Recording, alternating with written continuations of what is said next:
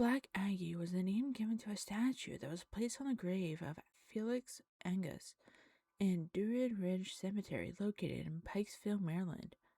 Who was Felix Angus? Felix lived a full life. He was born in France in 1839. At the age of 13, he traveled the world. At the age of 20, he joined the French 3rd Regiment of Zuvis to fight in the war against Austria.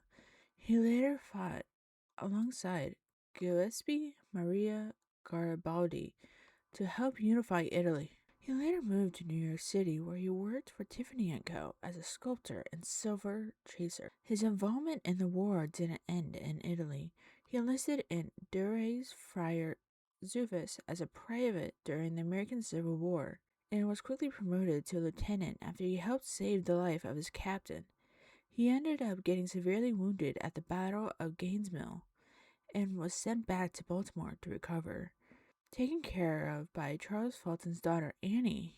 After he recovered, he joined the 165th New York Zuvis, a unit that saw a ridiculous amount of hard fighting for the rest of the war. By the end of the war, Angus had been promoted to brigadier general and carried many wounds on his body. He was often quoted as saying, quote, "shot 13 times, always in the front," end quote. Angus would end up marrying his caretaker, Annie, and made Baltimore his home. He purchased the family plot in Druid Ridge Cemetery to ensure that he and his family were buried together. Around the same time, a sculptor named Edward Pausch created Black Aggie, a copy of the statue Grief, which stood in Rock Creek Cemetery in memory of Marina Clover Adams, who took her life by drinking photography chemicals. Angus purchased the copy of Grief and had it placed at his family plot in Druid Ridge to watch over himself, his wife Annie, and his mother, who were all buried on the plot.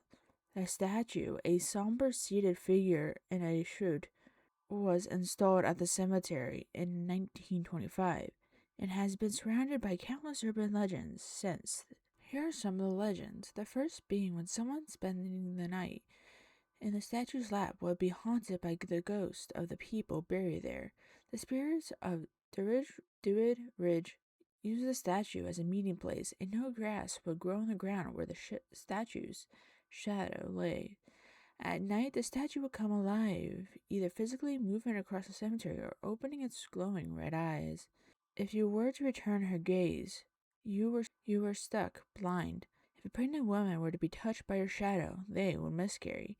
If you stood in front of a mirror and repeated Black Aggie, she'd scratch your face. There was only one positive legend about her. If you leave coins in her palms, you will have good luck.